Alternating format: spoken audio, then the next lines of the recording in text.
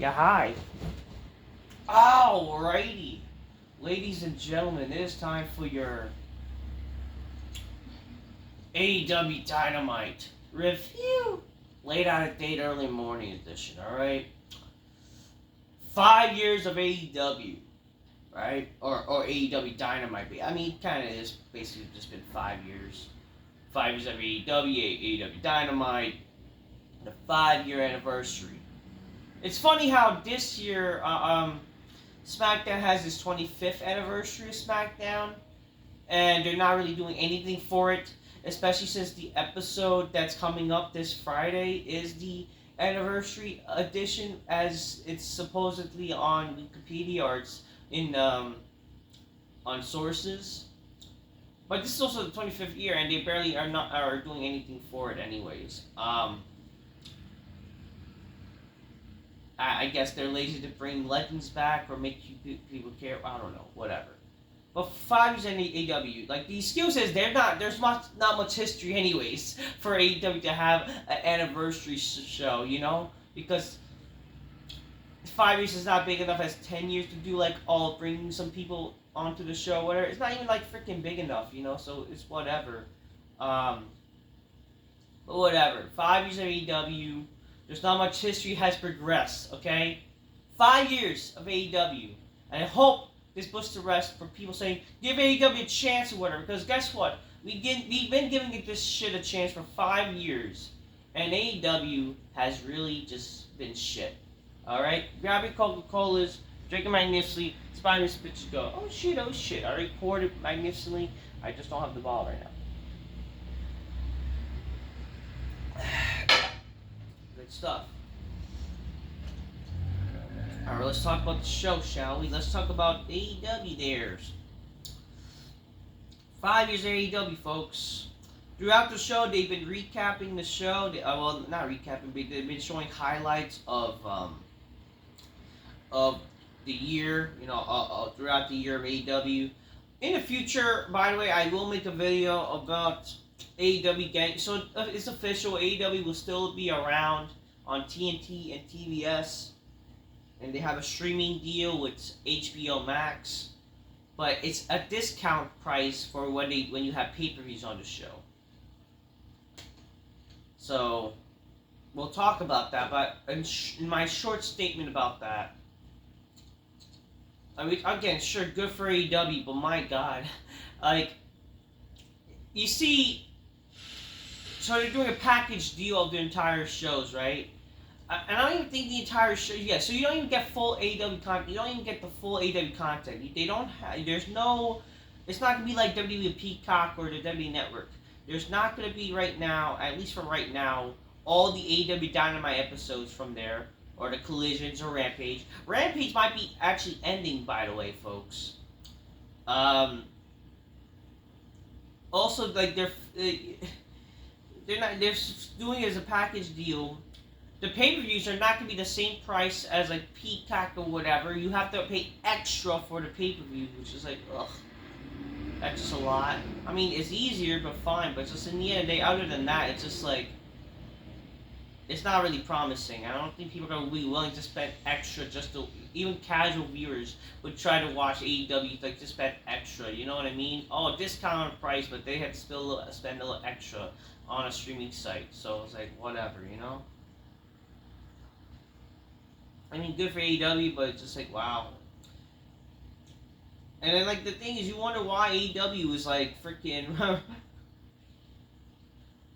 like, this is going to be good for them, but yet, like, they're not going to have, like, all the library there and all that kind of shit.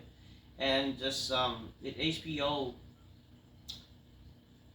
I don't know, Tony Khan is clearly also losing money, okay? He doesn't have enough money to do both AEW, Dynamite, and Collision separately. If you guys have noticed, Collision has not been a separate show in a long time. It's been taped for a while now. So, Collision is dead, so there's no point. Well, whatever. We'll talk about the show there. Let's talk about Dynamite. So, Dynamite, the 5-year anniversary, that's the 5th year anniversary of Dynamite. They show a bunch of recaps of over the years of some highlights. Jon Moxley opens Dynamite with eerie promo saying that I'm going to need the World Championship and they're going to have a beautiful burial in Washington. Jon Moxley is officially going to relive Bryan Danielson of his duty and send him home to his family. Okay. The opening match, Ricochet versus Will Ospreay, ends in a draw after both men's shoulders were pinned. What kind of shit was this? So for your 5-year anniversary, right, and the dream match that's supposed to, it's not even a dream match, okay? This is a match for the Smarks. A match that, the anticipated Smarks Dream Fest, even though I don't give a shit, I just think this is hilarious at the end of the day. Both Ricochet and Will Ospreay, they have a draw. I mean, I think that's hilarious, and I just don't care. At the end of the day, I'm just happy that fans are pissed about this because I hate this match. I don't care for this, and that's probably the best way it could end because I don't care. I don't care. So it ended up a draw because both men's shoulders were on the floor for some reason. They want the match to restart. The continuing match ends with Konosuke Takeshita attacking both Ospreay and Ricochet. So Takeshita has his sights on the International Championship. Even though, didn't he have his issue with Okada? Not that I care. The match ending with disqualification after a draw was annoying, apparently, to people. It's just like, they could have just done that, but I don't care. It's just hilarious, okay? But yeah, it is stupid. A supposed dream match, even though this match happened before in the Indies. A match that, so they could have on beautiful television. It ends in a draw. Isn't that hilarious? Not that I care. I didn't care for this shit. Obviously, it's just flippy shit. So it was flippy shit, by the way. Everybody hands Mercedes Moné a business card. Whatever. We see backstage the Young Bucks. Oh, well, it's not Young Bucks. The Gun Club get attacked by Hangman Page after they're saying, "Oh, Hangman Page is gonna get his comeuppance from what's his stupid name? Juice Robinson because of some stupid shit on Collision with the Lumberjack match that no one cares about." Oh yeah, early in the show, it's mentioned that Taz was attacked in a parking lot. That's why he wasn't on the show to commentate. So this is part of kayfabe or whatever, obviously. And Hook is very angry. He's gonna get they're gonna get what they're coming for, even though it looks so unrealistic or whatever. Or like they look like he was angry enough, Chris Jericho says he has some focus on nurturing the branches of his learning tree, but he's ready to chase titles again. And he wants Mark Briscoe's ROH title, which this is a 5-year anniversary of AEW, and yet he's freaking worried about ROH. What the fuck are we doing here? What the fuck are we doing? What sense does that make? Having these titles are not AEW titles. Briscoe comes out and says people all talk about Mark Briscoe know Jericho is a legend, but he'll be glad to put a legendary head in the mantle. Jericho tells Mark to not get ahead of himself, and then maybe Jay could beat Jericho, but not Mark. Ooh, this is a little very personal there, Jericho says Mark Briscoe will never be as good as Jay Briscoe was, and Mark lays him out. The match is official for Wrestle Dream. This is just desperate heat for no reason, you know what I mean?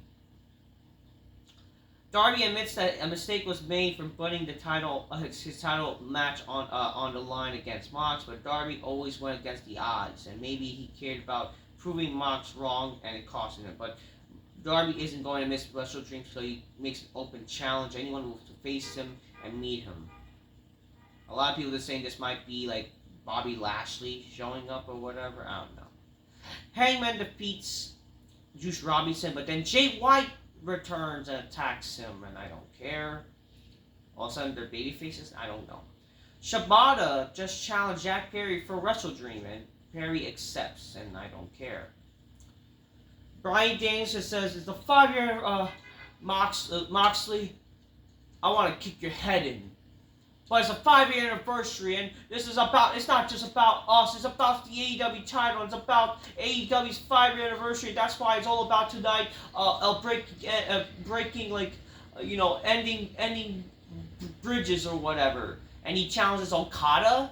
That's why he challenged Okada. He said that that's why I challenged him, so that way we can find out who the better man is. I need to end that before feeling motherfucker. This guy just tried to kill you, and you worry about fucking fighting another guy who you don't really have much of an issue with just because of stupid wrestling? Oh, this is where the best wrestle. That's why we need to end things for wrestling. Like, shut the fuck up. If proper writing was happening, tonight we would have had Moxley versus Bryan Danielson. We would have had that match on the show, and then you could always do like a rematch. I don't know, even next week's... Okay, so next week, they're doing the whole Dynamite on Tuesday deal, where they've been doing past 2 years, because I think of baseball or whatever. I'm not sure if it... Or some sport. And the match will be... the show will be moved to Tuesday for 1 week. So they're going to be competing against NXT, basically. Except for only 1 hour, because they're going to start from 9 p.m. instead. So I guess they don't really have a massive takedown with the ratings, right? So... they're going to go to Tuesdays. Won't it make sense? They do a match tonight with, I don't know. Heck, next week you could have done Okada versus, like, the stipulations, whoever wins faces Okada next week. You could even do shit like that. And then you could build off what happened next week. Moxley wants one more shot. Like, you could do something where tonight, Moxley versus Bryan Danielson, the match doesn't end definitively. Then it leads to maybe Wrestle Dream. But, like, next week, then Okada faces Bryan since his title Tuesday. That would make more fucking sense to do that match, what they did tonight, next week, than what they did this week. It's so fucking stupid, And again, what sense does it make for a title match? So there was 2 titles on the line in this match, right? But for the first 20 minutes, the Continental Championship is only at stake, because this is title for title. What sense does that make? What kind of booking is that? Like, I just think it's all fucking stupid, you know what I mean, folks? They don't know what the fuck they're doing. Britt Baker defeats Serena Deeb. Britt Baker is hot. Then Serena Deeb goes to attack, I don't know, Britt Baker, but then Queen Anamita saves Britt Baker. Britt Baker's hot. He's invited to Big Black Cash. Britt go, oh shit, oh shit. I always wanted a nice hot doctor, you know what I mean? Mariah May was in the crowd, and she looked hot, obviously, so... This is a darn shame she's not doing anything. Like, this is the 5th anniversary. Mariah Ray is in backstage. Says that Willow Nightingale is the version of falling upwards, and that all she does is lose titles but still gets opportunities. I mean, isn't that what AEW is? Limit opportunities despite you winning. Isn't that what AEW legit is? Whatever. She talks about how everybody wants a shot, but like they always get opportunities. And one example is like Willow Nightingale or whatever. So that's what she mentioned. Private Party defeats Iron Savages, and then Private Party, whatever, they want the Young Bucks. The Young Bucks comes out and then says how they act like they're going to give a Private Party a shot, but they won't because they're limited dates on this town, and they don't want to deal with them. And then Jack Perry attacks Private Party, then the Bucks shows up, then Shibata shows up, and again, who the fuck is Shibata? And why is he the wrestler? What makes it, again, oh, my occupation is my nickname. Motherfucker, everybody's a wrestler. What makes this guy special? Like, seriously. MVP gets interviewed how he gave, he's offering sort of his credentials or whatever, but then, what's his name? King Nana, whatever, shows up and says, I used to be a wrestler. That's what, how about I go out against you? And see who is a tough opponent, and then it's like, I bet you face my business associate. And we see Shelton Benjamin in AEW. So Shelton Benjamin is officially in AEW, and they're officially going to create the Hurt Business, it looks like, so. It was cool to see Shelton, I'm not going to lie, it was kind of cool, seeing Shelton Benjamin. It's just the end of the day, man, what's the sense this, like, what's going to make the difference now, you know what I mean? Like, Shelton Benjamin being there, unless they do something, it's going to be just a typical AEW signing, because AEW always, like, with there's everybody's signing wrestling, The main event, so for some reason, this show was over 2 hours. This was basically 2 hours and 30 minutes for God knows what reason. I don't know. So, Okada versus Bryan Danielson in a title-for-title match, right? This was predictable anyways. because the first 20 minutes. So that means basically you're saying the first 20 minutes we're gonna waste our time for 20 minutes. The title won't be on the line after 20 minutes. The Continental title, and it'll just be for AEW title, and Bryan will definitely win because he's gonna face Moxley. That's already a given. So there's no surprises. There's no real reason to be like crazy about this match because we already kind of know the outcome here. It's predictable as all hell. They did a long fucking match to appeal the Smarks. I did not care for the match because I'm not a Smarky fucking fan who likes to see men roll around each other for no story and no reason. There's no real story in this fucking match besides, they beat each other before, but there's no story before in their matches anyway, so who fucking cares?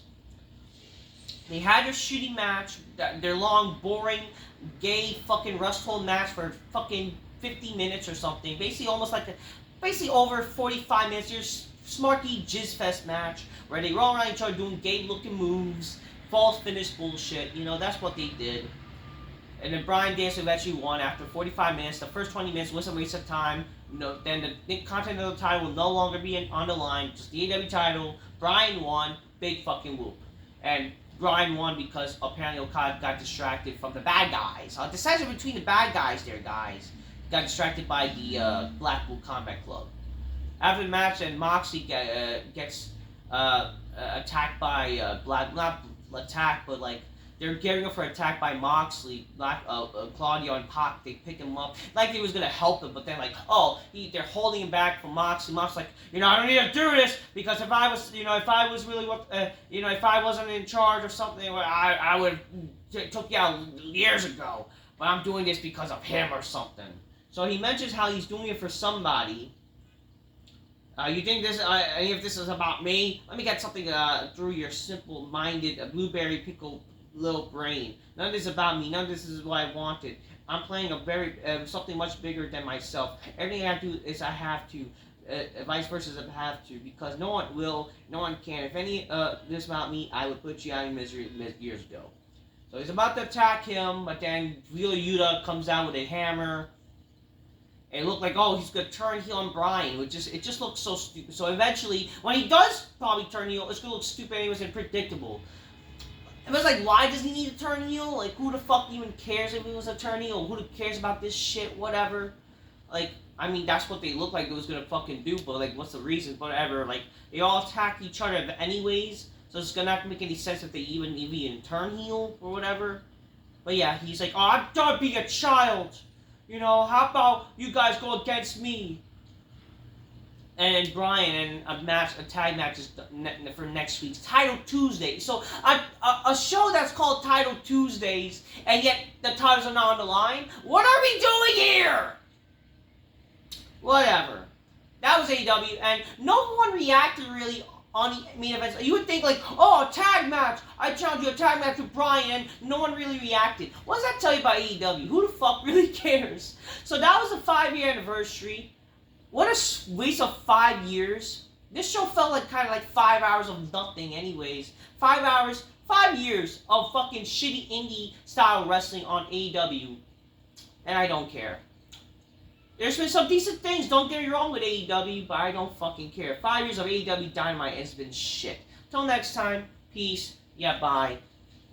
And it's funny how smart you wrestling fans are even thinking this is shit. Garbage show for 5-year anniversary of Dynamite. Waste of time. Not even like good big things really big happen,